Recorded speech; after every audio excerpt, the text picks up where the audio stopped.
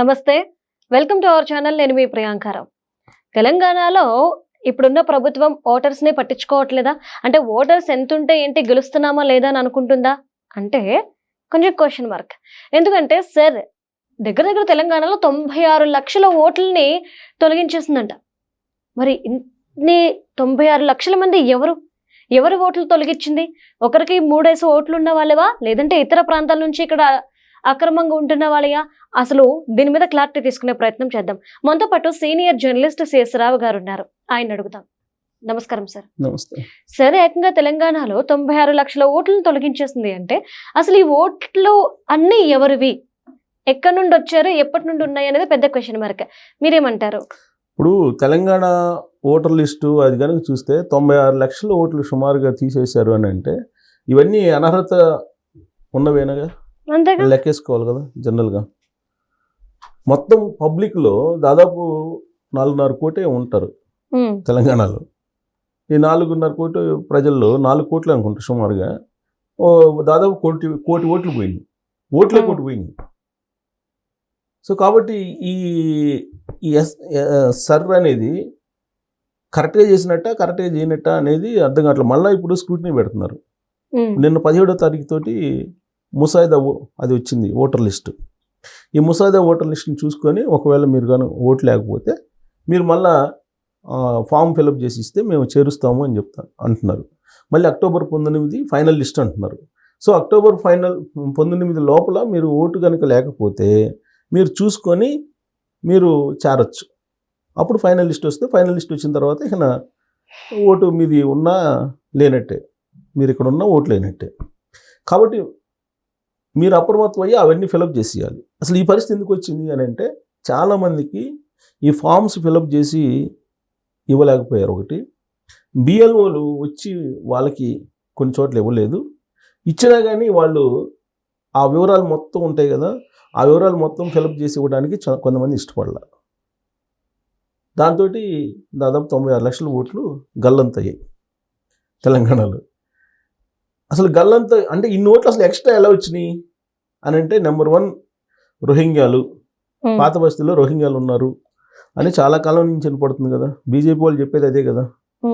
BJP వాళ్ళు పాత బస్తీలో రోహింగ్యాలు ఉన్నారు, ఆ రోహింగ్యాల కోసం కాంగ్రెస్ పార్టీ పనిచేస్తుంది అనేది కదా చెప్తుంది. అలాగే కేసీఆర్ గారు కూడా రోహింగ్యాల కోసం పనిచేస్తారు. పాత బస్తీలో కరెంటు బిల్లులు కట్టకపోయినా, వాటర్ బిల్లు కట్టకపోయినా, ప్రాపర్టీ ట్యాక్స్ కట్టకపోయినా కానీ వాళ్ళని ఏమంటలేదు. దాదాపు 12,000 కోట్ల రూపాయల బకాయిలు ఉన్నాయి.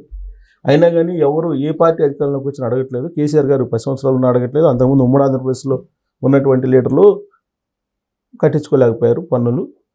కాంగ్రెస్ పార్టీ ఎలాగో కట్టించుకోదు. కాబట్టి పాత బస్తీ అనేది సపరేటు. ఇక అక్కడ ఎవరు ఉంటున్నారో, పాకిస్తాన్లో ఉంటున్నారా, రోహింగ్యాలు ఉంటున్నారా అనేది కూడా తెలియట్లేదు అని చెప్పి బీజేపీ వాళ్ళు తరచూ చెప్తూ ఉన్నారు కదా. మరి ఇన్ని ఓట్లు తీసేశారని అంటే మరి దాంట్లో రోహింగ్యాల పర్సెంటేజ్ ఎంత ఉంది? అదొక క్వశ్చన్ కదా. 96 లక్షలు రోహింగ్యాల పర్సెంటేజ్ ఎంత ఉంది అనేది ఒకటి. రెండు ఏంటంటే హైదరాబాదు ఉమ్మడి ఆంధ్రప్రదేశ్కి ఉన్నప్పుడు రాజధాని, వలస వచ్చినటువంటి వాళ్ళు చాలామంది ఉన్నారు. వలస వచ్చి ఇక్కడ స్థిరపడినటువంటి వాళ్ళు ఉన్నారు. వీళ్ళు 2 చోట్ల, ఇక్కడ ఆంధ్రప్రదేశ్లో 2 చోట్ల ఓట్లు మెయింటైన్ చేస్తూ వచ్చారు ఇప్పటి వరకు. అంటే ఇక్కడ ఓటేశారు, అక్కడ ఓటేస్తున్నారు. ఇప్పుడు ఎక్కడో దగ్గర తేల్చుకోవాలి. ఈ తేల్చుకునేటువంటి క్రమంలో ఆంధ్రప్రదేశ్ ఇంపార్టెంటా లేకపోతే తెలంగాణ ఇంపార్టెంటా ఓటు అనేది ఎవరికి వాళ్ళు ఇండివిజువల్గా నిర్ణయించుకుంటారు. ఇప్పుడు ఇక్కడ ప్రాపర్టీస్ ఉండి ఆంధ్రప్రదేశ్లో అసలు ప్రాపర్టీ లేకుండా ఆంధ్రప్రదేశ్తో తెగదెంపులు చేసుకున్న వాళ్ళేమో ఇక్కడ ఓటు కావాలనుకుంటారు. అక్కడ ప్రాపర్టీస్ ఉండి ఏదో ఇక్కడ వలస వచ్చి ఉపాధి కోసం వచ్చిన వాళ్ళేమో అక్కడ ఓటు ఉంచుకుంటారు, ఇక్కడ తీసేసుకుంటారు. సో అలా తీసేసుకున్నటువంటి వాళ్ళు అంటే అక్కడ ఉంది కాబట్టి ఇక్కడ అవసరం లేదని. 2 చోట్ల ఓటు కనుక మీరు చేరితే జైలు శిక్ష అని చెబుతున్నారు కదా. 2 చోట్ల ఓటు ఉంటే జైలు శిక్ష అని చెబుతున్నారు.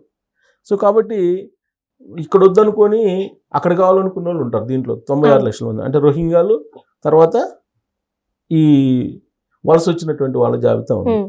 ఇక 3 ఏంటంటే చనిపోయినటువంటి వాళ్ళు. చనిపోయినటువంటి వాళ్ళ ఓట్లు చాలా ఉన్నాయి తెలంగాణలో. సో అవన్నీ స్క్రూటినీ అయి ఉంటాయి.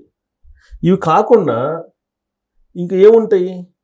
కొన్ని దొంగ ఓట్లు వేరే రాష్ట్రంలో తీసుకొచ్చి ఇక్కడ ఖచ్చితంగా పెట్టి ఉంటాయి.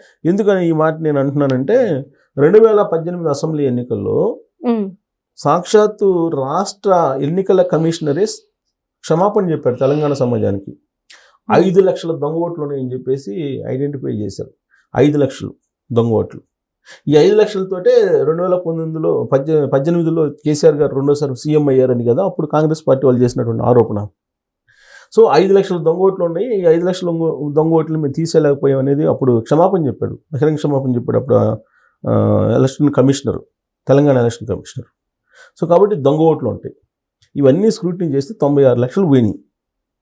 96 లక్షలు ఓట్లు తెలంగాణలో పోయినాయి అని అంటే ఎన్ని రకాలుగా ఇప్పటి వరకు రాజకీయాల్లో ఎన్ని రకాలుగా వీళ్ళు మ్యానిపులేషన్ చేశారు, ఎన్ని రకాలుగా వీళ్ళు గెలుపు ఓటముల కోసం ప్రయత్నాలు చేశారు అనేది అర్థమవుతుంది కదా.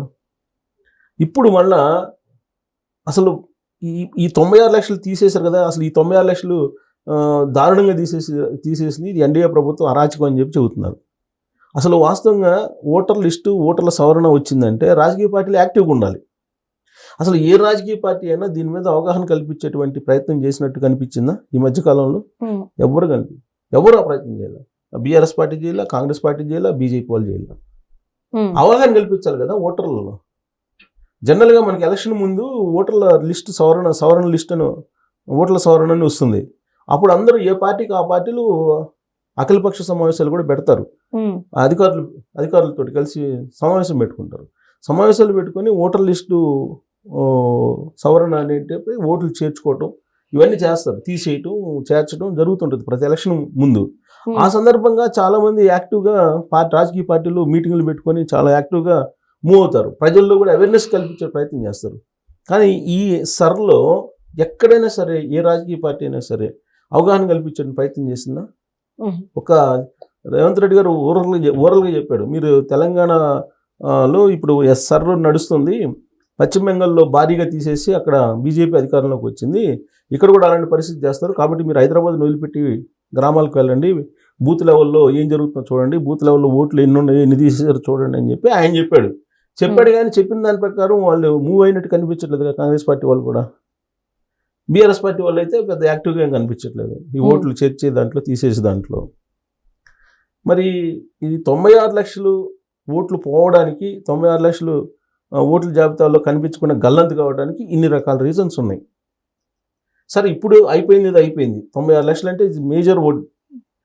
సరే నిజమైనటువంటి ఓట్లు ఏమైనా పోయినాయా చూసుకొని రాజకీయ పార్టీలు అవగాహన కల్పించి ఆ ఫామ్ ఏదో నింపి ఆ బిఎల్ఓలకి ఇవ్వటమో, లేదంటే బిఎల్ఓలు యాక్చువల్గా దీని సర్లో ఉండేటువంటి బ్యూటీనెస్ ఏంటంటే మీ ఓటు తీసేయాలంటే మీకు ఫస్ట్ నోటీస్ ఇవ్వాలి. మీకు నోటీస్ ఇచ్చి మీరు ఒకవేళ దానికి రెస్పాండ్ కాకపోతే అప్పుడు మీరు చెక్ చేసుకొని బిఎల్ఓ అప్పుడు తీసేయాలి. మరి ఇప్పుడు ఎవరికి నోటీస్ ఇచ్చారో నాకైతే తెలియదు. ఇప్పుడు నాకు ఓట్లు ఉన్నాయి, నాకైతే నోటీస్ ఇవ్వాల ఇప్పటి వరకు. పోనీ ఫామ్ ఏమన్నా ఫిలప్ చేసి ఇచ్చారంటే ఫిలప్ చేసి ఇవ్వాల. మరి ఓటు ఉందో లేదో చూసుకోవాలి. అంటే ప్రతి వాళ్ళు ఫిలప్ చేసి ఇవ్వాలి. అదేంటంటే ఈ అంగన్వాడీలోనూ బిఎల్ఓలు ఉంటారు కదా, బూత్ లెవెల్ ఆఫీసర్స్ అని ఉంటారు. బిఎల్ఓలు ఇంటింటికి తిరిగి అవి పంచి వాళ్ళ సంతకాలు పెట్టించుకొని తీసుకురావాలి. కానీ అవి తెలంగాణ వ్యాప్తంగా పకడ్బందీగా జరిగినటువంటి దాఖలాలు అయితే లేవు. ఆ కారణంగా కూడా 96 లక్షల ఓట్లు గల్లంతయ్యాయి అని చెప్పేసి అనుకోవచ్చు. సరే ఇప్పటికైనా అక్టోబర్ 19 దాకా ఉంది కాబట్టి ఫైనల్ ఓటర్ జాబితా తయారు చేయడానికి రాజకీయ పార్టీలు కనుక కొంచెం అవగాహన పెంచి చైతన్యం పెంచి ప్రజల్లో కనుక చేస్తే ఖచ్చితంగా మళ్ళీ ఓట్లు ఈ 96 లక్షల్లో కనీసం కొంతన్నా మళ్ళీ జాబితాలో చేరే అవకాశం ఉంది. లేదని అంటే ఇప్పుడు నేను చెప్పినటువంటి ఫ్యాక్టర్స్ ఏదైతే ఉన్నాయో పాత బస్తీ దగ్గర నుంచి దొంగ ఓట్ల దాకా అనేక రీజన్స్ చెప్పాను కదా, ఈ రీజన్స్ ప్రకారం పోయింటి అని చెప్పేసి అనుకోవాలి. Okay, right. Thank you so much sir. Thank you.